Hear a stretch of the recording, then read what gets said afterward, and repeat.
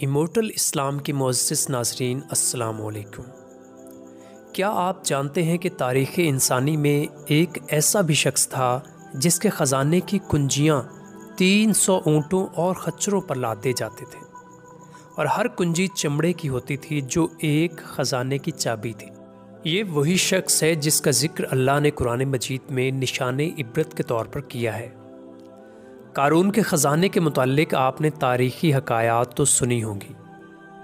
قارون حضرت موسیٰ علیہ السلام کے چچا یسہر کا بیٹا تھا، بہت ہی شکیل اور خوبصورت آدمی تھا۔ لوگ اس کے حسن و جمال سے متاثر ہو کر اس کو منور کہا کرتے تھے۔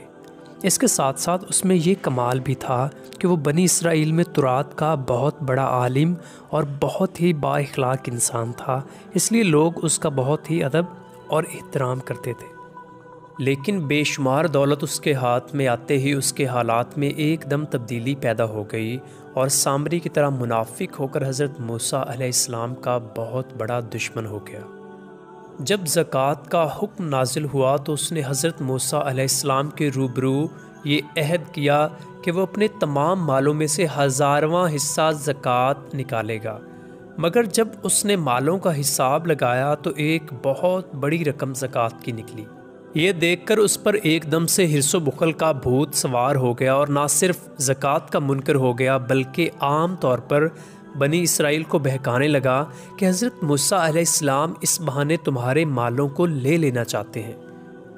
یہاں تک کہ حضرت موسیٰ علیہ السلام سے لوگوں کو دور کرنے کے لیے اس خبیث نے یہ گندی اور گھناؤنی چال چلی کہ ایک عورت کو بہت زیادہ مال اور دولت دے کر آمادہ کر لیا کہ وہ آپ پر بدکاری کا الزام لگائے۔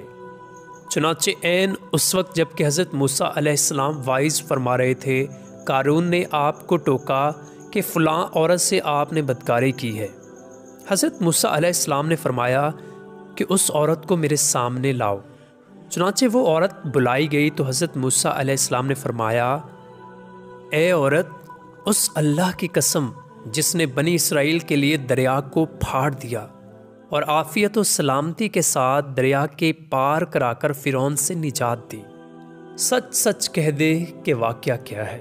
حضرت موسیٰ علیہ السلام کے جلال سے عورت سہم کر کانپنے لگی، اور اس نے مجمع عام میں صاف صاف کہہ دیا کہ اے اللہ عز و جل کے نبی، مجھے قارون نے کثیر دولت دے کر آپ پر بہتان لگانے پر آمادہ کیا ہے۔